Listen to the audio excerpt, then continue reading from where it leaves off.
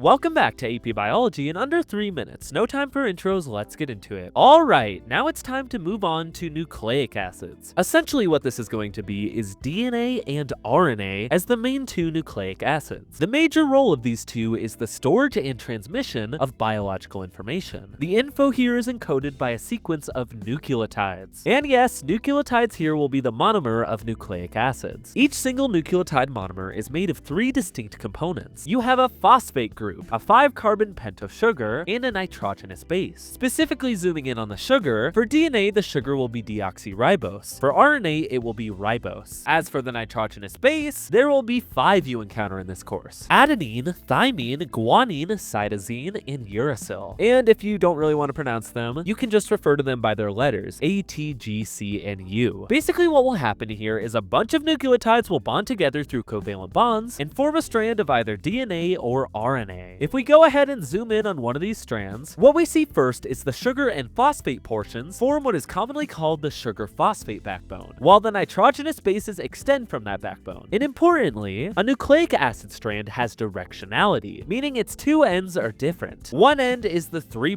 end, which has a hydroxyl group, and the other is the 5' end, which has a phosphate group. During synthesis, new nucleotides are added to the 3' end. If we were to add the other strand, this becomes DNA. You'll notice a few things here. First of all, the 2 strands here are anti-parallel, meaning they run in opposite directions. I mean, take a look. One strand has the 5' on top, the other has the 3' on top, so it's simply upside down. In the middle here, the nitrogenous bases on opposite DNA strands interact through hydrogen bonds. And specifically, what will always happen is the adenine pairs with thymine and the cytosine pairs with guanine. Or the apple goes to the tree and the car goes into the garage. But knowing that these are absolute pairings actually helps us, because if we were only given one strand and asked to build the other side, we should be able to fully do it, knowing the correct pairings and the fact that the prime ends will switch sides. Now quickly, let's talk about an RNA strand. The big difference here is RNA is typically single-stranded, but RNA bases can still participate in complementary base pairing. You'll also notice RNA does not normally contain thymine. Instead, adenine pairs with uracil, or the apple goes under the tree. Oh, and C and G still pair together. And also, for reference here, both of these are the 2D models. What DNA actually does is twist together into a double helix formation. RNA, on the other hand, will also twist and form different 3-dimensional shapes as well. That is all. On the screen now are AP style questions for this topic. Please pause the video now.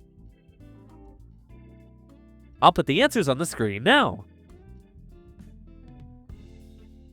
I will see you in the next one.